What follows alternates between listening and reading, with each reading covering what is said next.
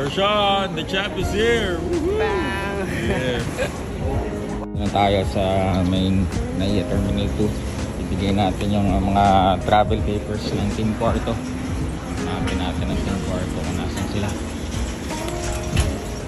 Ayun, makikita na natin agad.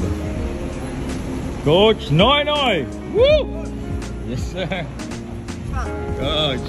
Aba, ito po ang inyong mga papers. And Ma'am Vanessa, yung Champ Quarto. And ito po yung Gab papers. Okay. Salamat ha. Coach Nonoy, good luck po. Salamat, sa inyong paparating na laban. And syempre dito po si Champ Quarto. Gutom na yan. Gab.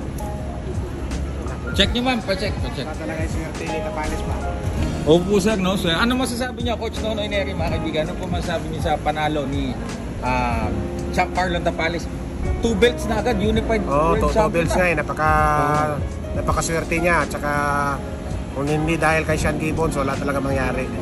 Isa talaga yung susi doon si Sean Gibbons. At saka bilib mo kay Marlon, napaka-matalinong boxer. Gumawa na talaga siya ng sarili niyang magic sa taas ng ring. Ang galing niya. And coach, ang dami na impress or nagulat din kay Marlon kasi first half ng laban, na-outbox niya si Ahmad Aliyev. Oo nga. Mabuti. Although medyo kinapos nung huli si Marlon. Pero sapat na yung nagawa niya early rounds. Na-impress ka ba din? Naka-invest siya, naunahan niya. Naunahan niya si Ahmad Aliyev. So yun, advantage niya doon. Coach, ano naman nakita mong naging pagkukulang ni Ahmad Aliyev dun sa laban na kasi umaatake siya, kumukonekta, hindi nagpa-follow up. Ano kasi, yung malaking epekto kasi yung kinakalawang, naniwala ako doon. Matagal siyang hindi nakalaban, maraming postpone sa fight, mga yun, yung kinakalawang talaga si Ahmad Aliyev. Pero yung Ahmad Aliyev, ano rin talaga, puko sa fight, hindi nagmamadali, yung kahit tinatamaan ni Marlon, nandun lumalabas yung pagka-veterano niya. Kahit ilang fight pa lang siya, pero veterano yung style niya. Hindi siya nawawala sa focus niya. Magaling talaga. Isa true champion talaga siya, magaling. And coach, marami din naka-appreciate kasi yung ring IQ ni Tapales underrated. Kahapon na-appreciate nila, lalo na yung later rounds na pati yung depensa niya, nakikita na hindi makadiskarte yung Ahmad Aliyev kasi maganda yung depensa ni Tapales.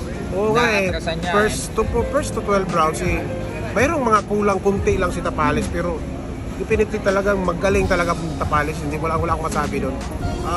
Yun lang, yung kulang lang, mayroon lang dapat yung talagang i-improve. Kailangan talaga yung swabbing pagkapanalo, talaga yung knockout. At saka yung mga follow up ni Tapales, kailangan yung talagang diin talaga na pwedeng mapatay early rounds yung kahit sinong kalaban. Kasi si Tapales nasa isip niya more on defensive siya eh. So nawawala na yung atake niya na talagang yung talagang madiin na atake, nawawala yun. So kailangan niyang i-improve yun kasi habang tumatagal sa boxing, nag-build up, nagle-level up, maraming magagaling na kalaban. Kailangan talaga yung pressure niya, yung nandun na sa harap. Kasi pag more on defensive siya, ano rin eh, parang hindi mo makita talaga yung tunay na Tapales doon. Ayun, kailangan may diin talaga. Yun ang isang parang Manny Pacquiao. Yan. Pag tinamaan, yun na tug sunod-sunod na. Yun ang dapat kunin ni Tapales. Kasi yung Tapales, nandun yung counter puncher niya, nandun yung jab niya, nandun yung talino niya. Yung explosiveness, yun ang kulang. Like Manny Pacquiao, nandun eh. Yung explosiveness ni Pacquiao, napakagaling ng Pacquiao. Ito naman coach, yun. I am proud of you, Marlon Tapales. Ito naman coach. So sabi ni Sir Sean, so si Marlon na nanalo. He will take on whoever wins dito sa upcoming fight ni Stephen Fulton and Naoya Inoue. For the ano tawag doon? Undisputed na. Undisputed na naman, yun sabi ko sa kanya, magle-level up siya. Kasi iba na labanan doon. Iba na, Inoue yan. Talaga manalo sa Inoue dyan. Yun maganda, yung pagsikapan niya talaga yun. Ayun. There you have it, ladies and gentlemen. Of course, syempre, importante din. After kahapon, linggo, April 16, Rene Marcuarto will be fighting for the IBF minimum weight interim world championship against itong Shigeoka. Yan. Syempre coach, handang-handa na ba yung bata natin? Oo, wala. Yung talagang namin, matagal na naghahanda ito. At saka yung timbang niya nasa 108 lang, wala nang Apo. problema.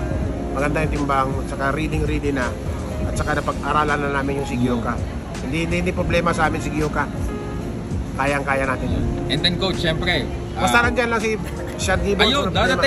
dadating Oo, si Bossing. nandyan, yun And ang- then coach, April 10, ang laban April 16, tamang-tama lang ba yun to adjust yung kay Quarto?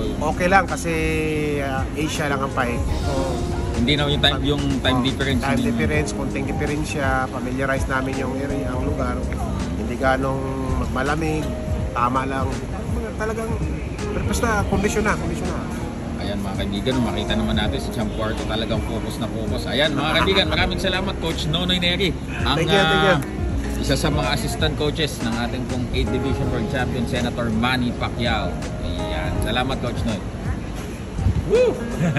Tanongin ka naman